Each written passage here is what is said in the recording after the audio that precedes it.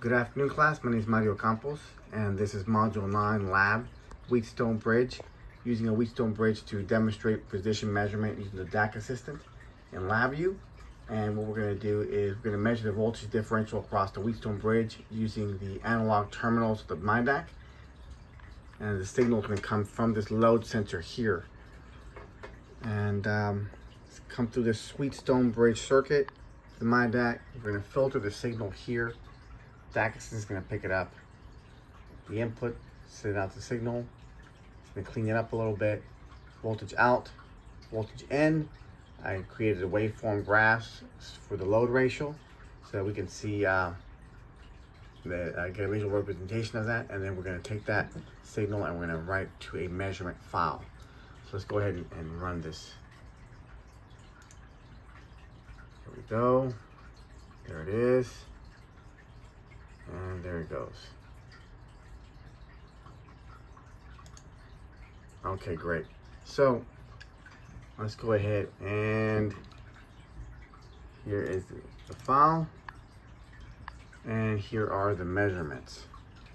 As you can see, the load ratio is initially 0 and very, very low. And as we keep progressing through here, it keeps going up a little bit until we finally get to a stable state at 4.7. And basically what that means is that the digital filter has a capacitor, more or less, for lack of a better word, and it takes a while for that capacitor to charge. And that's why initially we have a 0 reading for the load ratio, because it takes a while for that capacitor to charge. And finally it stabilizes out at 4.7.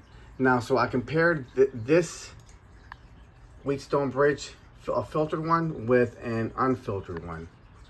Let me go ahead and open that sucker up.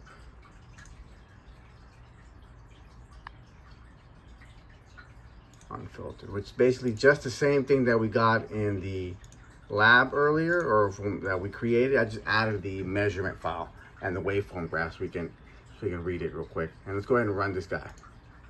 As you can see, the unfiltered one seems to be jumping a whole lot more. All right, but ultimately the load ratio is about the same. So let's go ahead and see if we can print that out.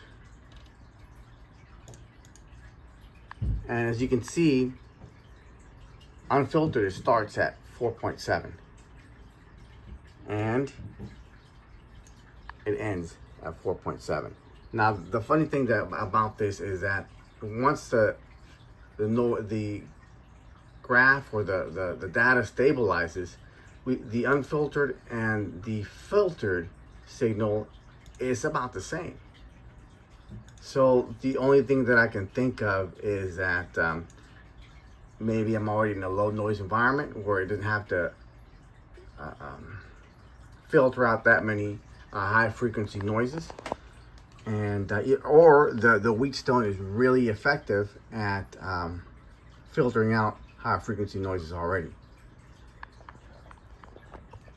So for this lab, we took a load sensor and we created a Wheatstone bridge, and the myDAQ took that signal and we added an additional filter, a low pass filter, to get the unwanted frequency out.